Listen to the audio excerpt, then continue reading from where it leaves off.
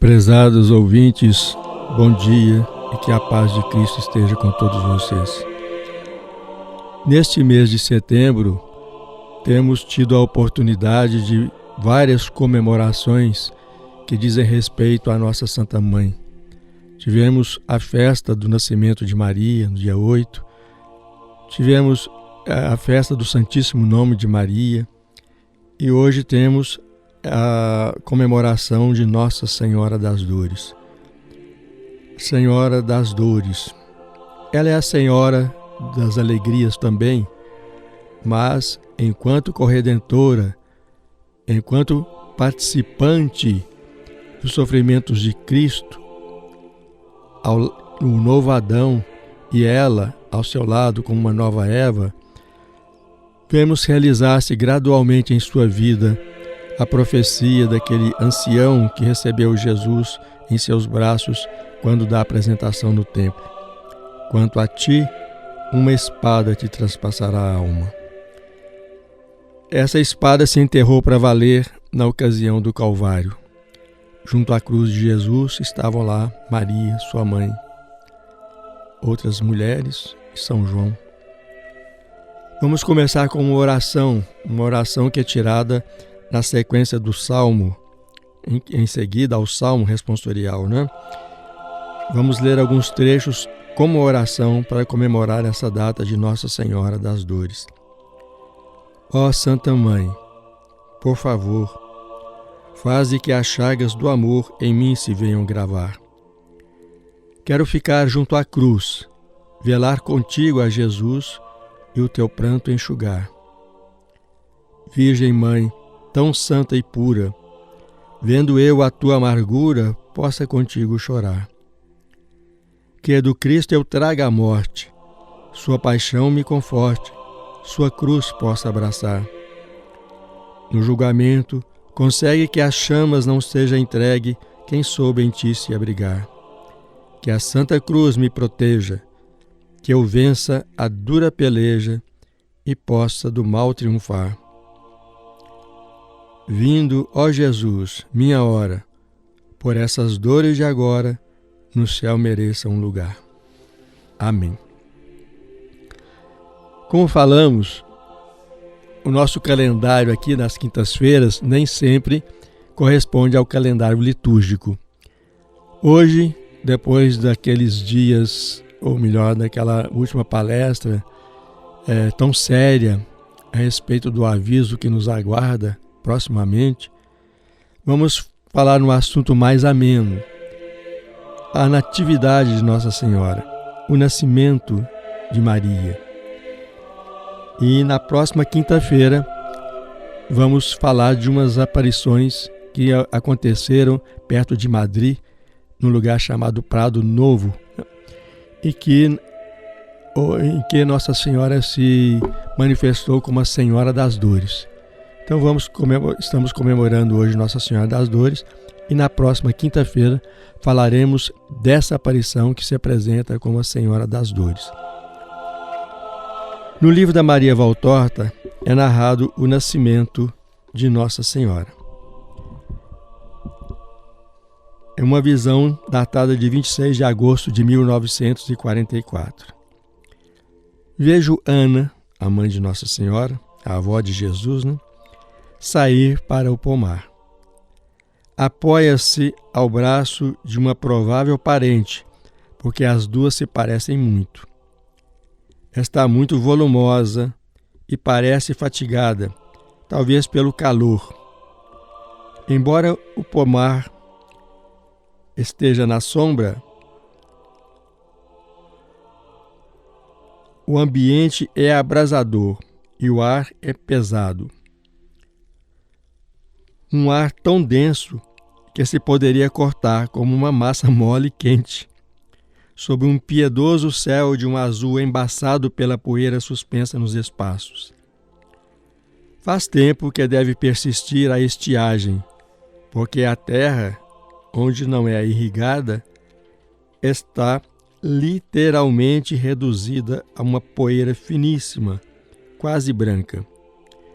De um branco tendente a um leve rosa escuro, mais para o marrom ao pé das plantas ou ao longo dos breves canteiros onde, regadas, crescem fileiras de hortaliças. E em torno aos roserais, aos jasmineiros e a outras flores, que estão ao lado de uma parreira bonita, dividido em duas metades o jardim, até onde começam as terras despojadas da messe. Também a relva do prado, que assinala o fim da propriedade, está chamuscada e rala. Só às margens dela, onde há uma cerca de espinheiro branco selvagem, marcado pelos subir dos pequenos frutos, a grama é mais verde e espessa. Ali estão umas ovelhinhas com um pequeno pastor à procura de pasto e de sombra. Joaquim está todo dedicado ao cuidado das hortaliças e das oliveiras. Com ele há 2 homens que o ajudam. Mesmo ancião, Joaquim é ainda ágil e trabalha com gosto. Estão abrindo pequena proteção no limite de um campo para proporcionar água às plantas sequiosas. A água se abre um caminho borbulhando entre a relva e a terra abrasada, e se estende em anéis que, em um primeiro momento, parecem de um cristal amarelado e depois se tornam anéis escuros de terra úmida em torno aos sarmentos e às oliveiras sobrecarregadas de frutos. Ana lentamente vai na direção de Joaquim, que se apressa a encontrá-la quando a vê, andando pela parreira sombreada, sobre a qual abelhas de ouro zumbem, ávidas do açúcar dos dourados grãos de uva branca. Chegaste até aqui? A casa está quente como um forno e te faz sofrer. Mas o meu único sofrimento é a deste meu último período de gravidez. O resto é o sofrimento de todos, homens e animais. Não te acalores demais, Joaquim. Joaquim responde: a água que esperamos faz tempo e que de 3 dias para cá parecia bem próxima, ainda não veio e o campo parece queimar. Menos mal para nós que temos a nascente próxima e muito rica de águas.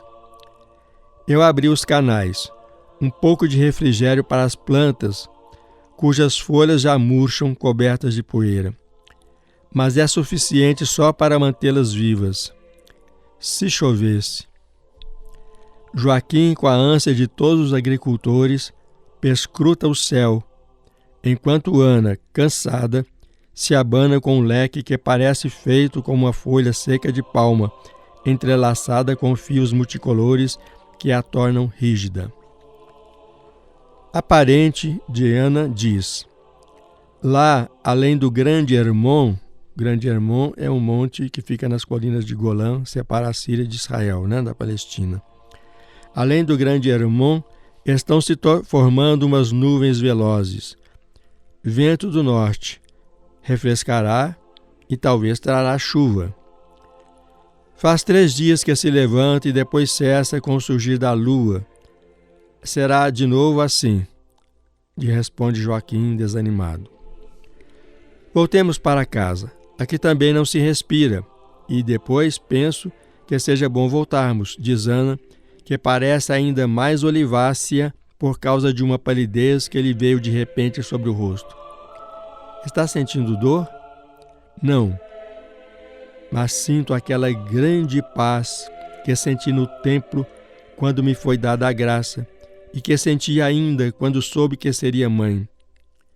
É como um êxtase, um doce adormecer do corpo, enquanto o espírito exulta e se aplaca com uma paz sem comparação humana.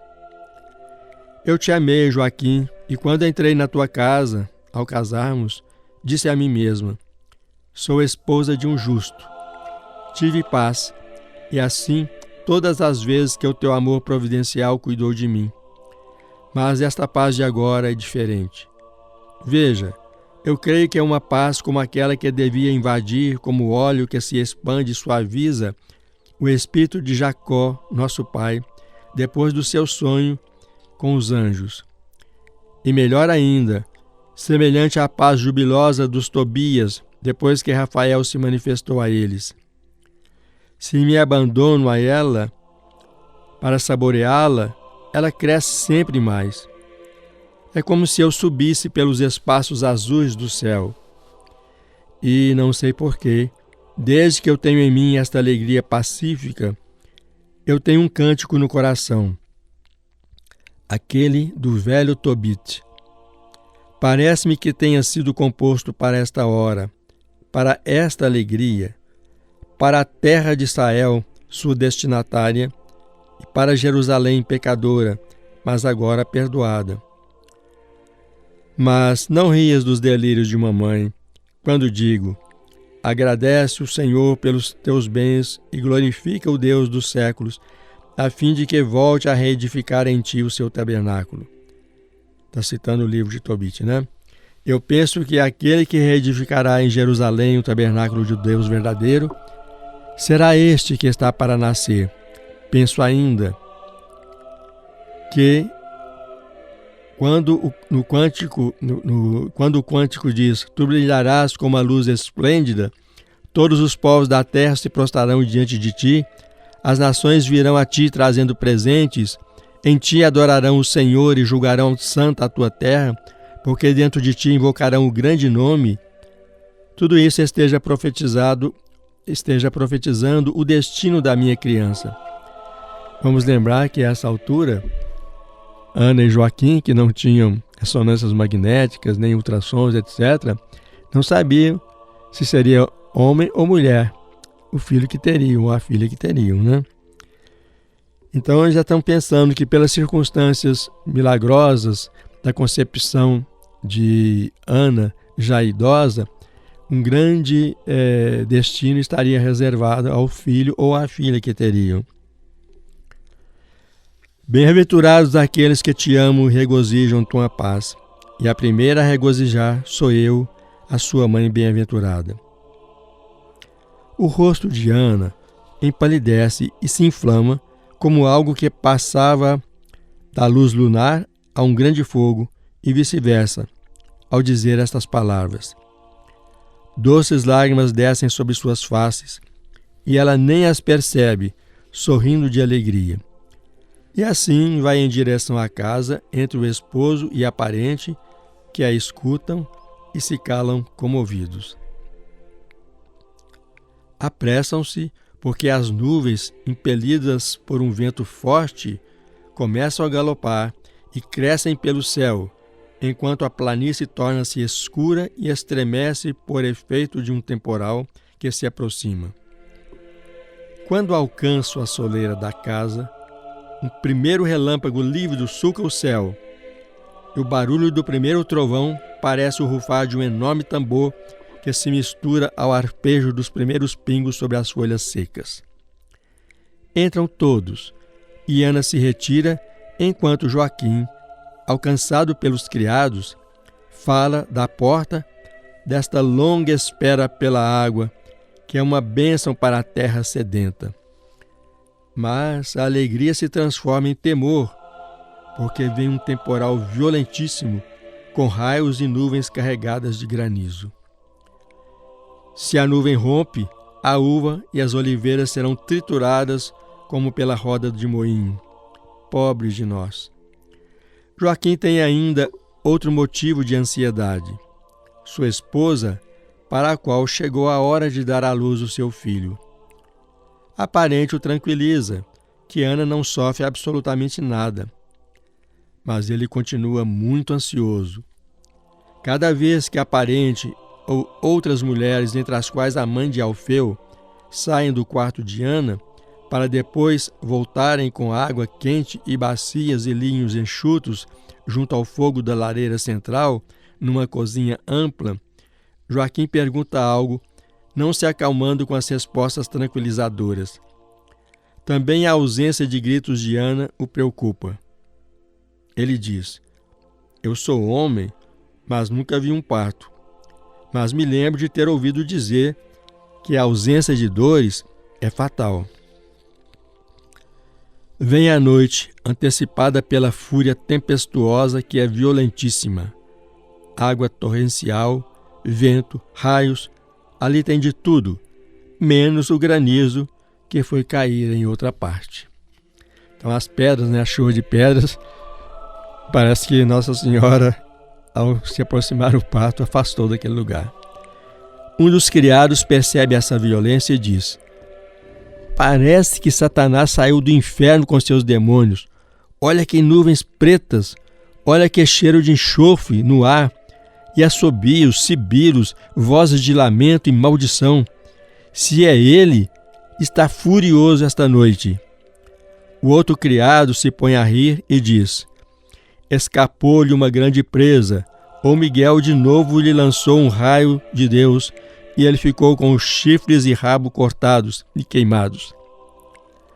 Passa correndo uma mulher e grita: Joaquim, está para nascer, e foi tudo rápido e feliz, e desaparece com uma pequena ânfora nas mãos. O temporal para de improviso, depois de um último raio tão violento que arremessa contra as paredes os 3 homens. E na frente da casa, no chão do horto jardim, fica como lembrança um buraco preto e fumegante.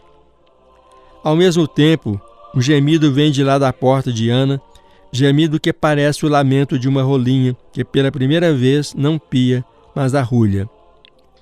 Um enorme arco-íris estende a sua lista em semicírculo sobre toda a amplidão do céu.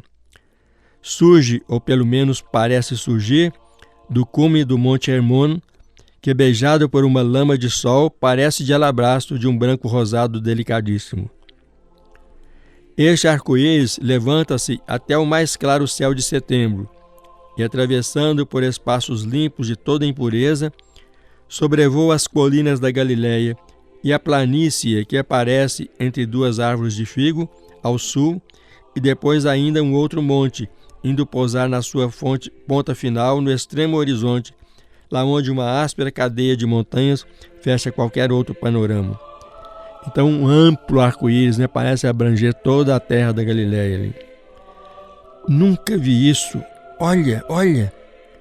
Parece que toda a terra de Israel esteja ligada em um círculo, mas olha, ali há uma estrela, enquanto que o sol ainda não desapareceu. Que estrela! Brilha como um enorme diamante. Vou fazer um comentário, O nascimento de Jesus, ou a estrela vista pelos magos, a estrela que guiou os magos. Também, no nascimento de Maria, aparece essa estrela, digamos assim, antes da hora, uma vez que o sol ainda estava luzindo. Que estrela! Brilha como um enorme diamante.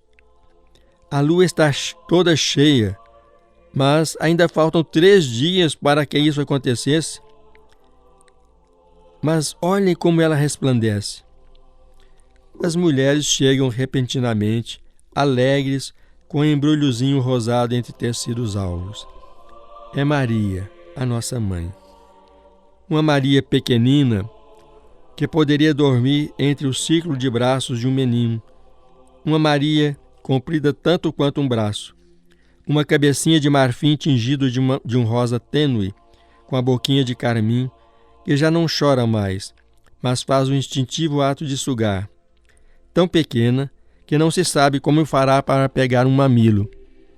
Um narizinho diminuto entre 2 pequenas faces arredondadas, e ao tocá-lo, abrem seus olhinhos, 2 pedacinhos do céu, 2 pontinhos inocentes e azuis, que olham, mas não veem, entre cílios delicados, de um louro tão intenso que é quase róseo. Também os cabelinhos sobre a cabecinha arredondada são a cor loiro-rosado de algumas qualidades de mel branco. E Valtorta continua descrevendo a aparência física do neném, de Nossa Senhora, Depois vem de novo os comentários, depois que Maria também vai para os braços de Joaquim, seu pai. As mulheres também falam do temporal e do prodígio da lua, da estrela, do imenso arco-íris, enquanto junto a Joaquim entram onde está a mãe feliz e lhe entregam a criancinha. Ana sorri a um pensamento. É a estrela, diz. O seu sinal está no céu. Maria, arco de paz. O arco-íris, né? Maria, minha estrela. Maria, lua pura. Maria, nossa pérola. Maria? Chama-se Maria? Sim, Maria. Na língua deles, né? Miriam. Estrela, pérola, luz e paz. Mas também quer dizer amargura. Não temos trazer-lhe desventura? Deus está com ela. Ela já era dele antes de ser. Ele a conduzirá pelos seus caminhos e toda a amargura se transformará em um paradisíaco mel. Agora sejas da tua mãe, ainda por um pouco, antes de seres toda de Deus. E a visão termina sobre o primeiro sono de Ana, mãe, e de Maria, criança. Agora eu quero ler os trechos de um comentário que Jesus faz a respeito desse papel de Maria, de como ela foi pensada por Deus e como ela é realmente a alegria de Deus. Jesus me diz, no dia 27 de agosto, dia seguinte: levanta-te e apressa-te, pequena amiga. Tenho um desejo ardente de te levar comigo para o azul paradisíaco da contemplação da virgindade de Maria. Sairás com a alma jovem como se tu também fosses criada há pouco pelo Pai, uma pequena Eva que ainda não conhece a carne. Sairás com o espírito cheio de luz, porque tu mergulharás na contemplação da obra-prima de Deus. Sairás com todo o teu ser saturado de amor, porque compreenderás como Deus sabe amar.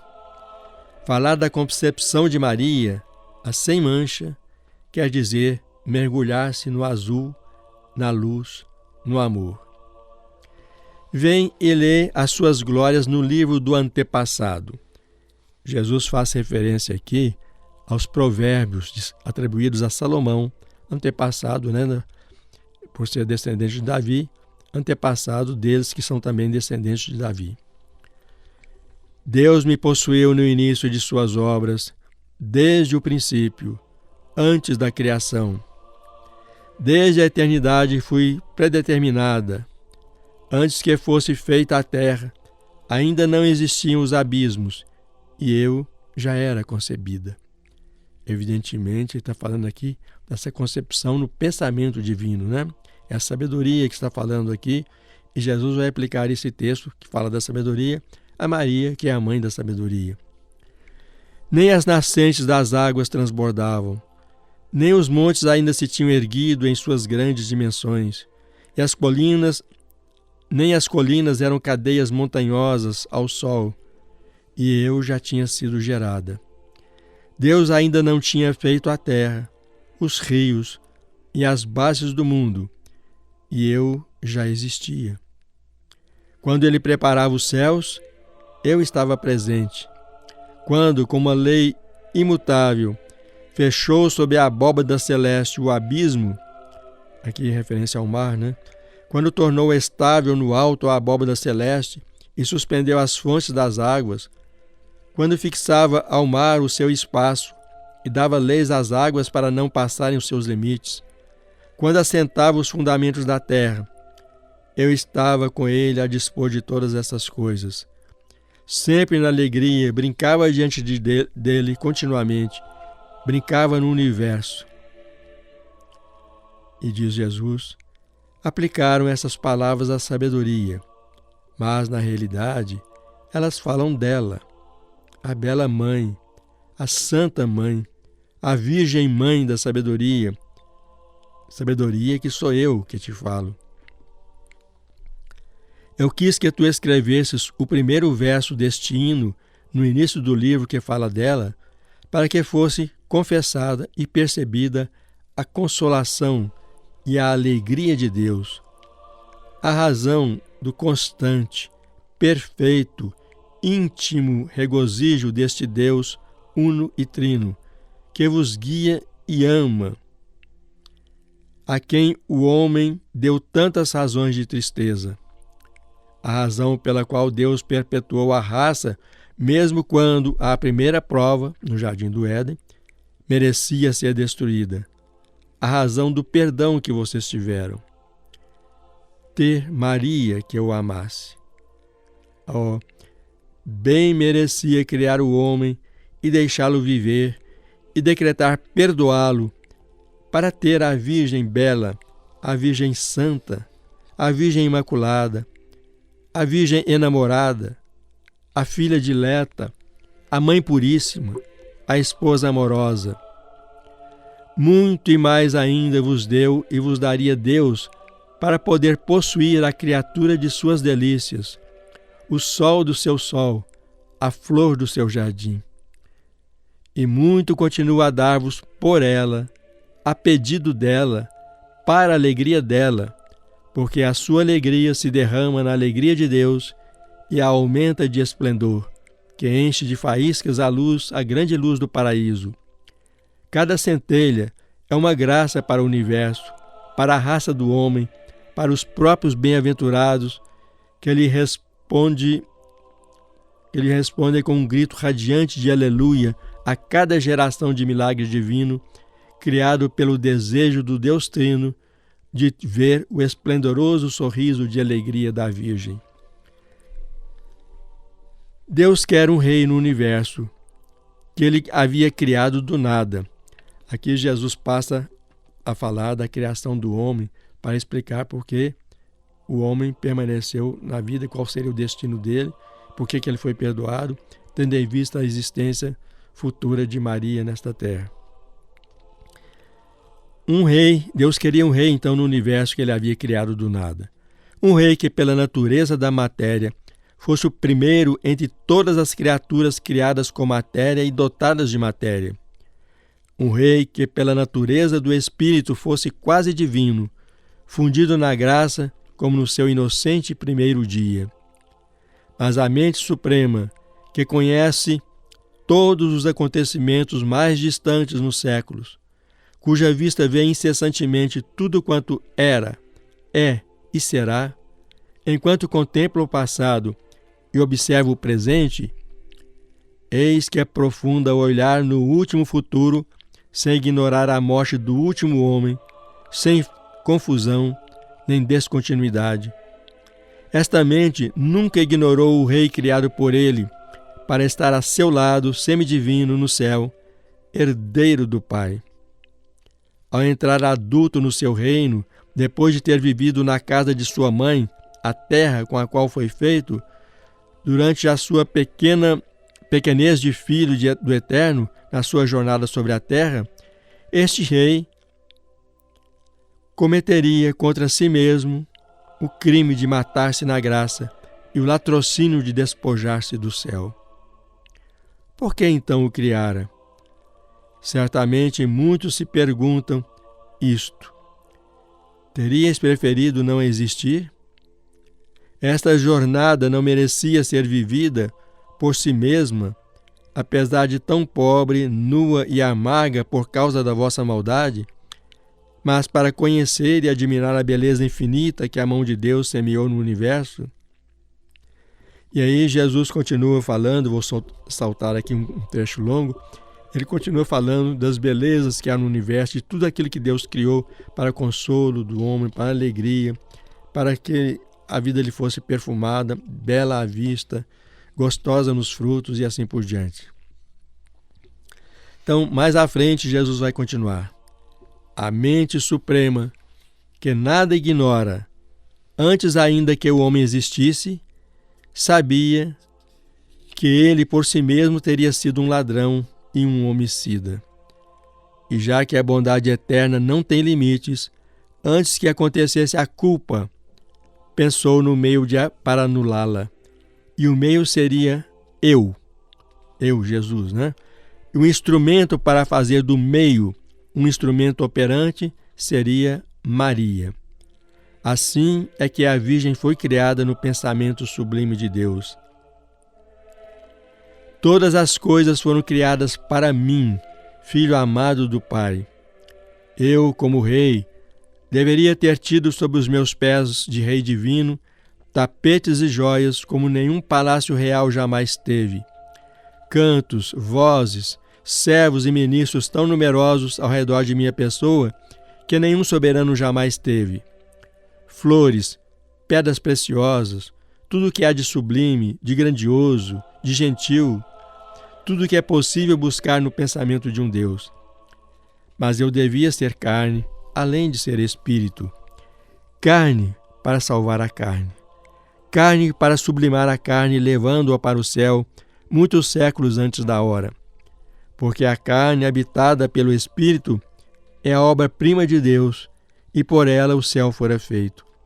Para ser carne, eu tinha necessidade de uma mãe. Para ser Deus, eu tinha necessidade de que meu pai fosse Deus. Eis que então Deus criou para si uma esposa e lhe disse: Vem comigo, a meu lado, vê tudo quanto eu faço pelo nosso filho. Olha e jubila-te, Virgem eterna, menina eterna, que o teu riso encha todo este empíreo, celeste, e dê aos anjos a nota inicial, e ensina ao paraíso uma harmonia celeste. Eu olho para ti, e te vejo como serás, ó mulher imaculada, que, por enquanto, és apenas espírito, o espírito em que me deleito, em que me comprazo, Olho para ti, e dou o azul do teu olhar ao mar e ao firmamento, a cor dos teus cabelos ao trigo, a tua candura ao lírio, o tom róseo à rosa, semelhante à tua pele de seda. Imito nas pérolas os teus dentes graciosos. Olhando tua boca, faço os doces morangos e ponho na voz roxinóis as tuas notas, e nas das rolinhas do teu pranto.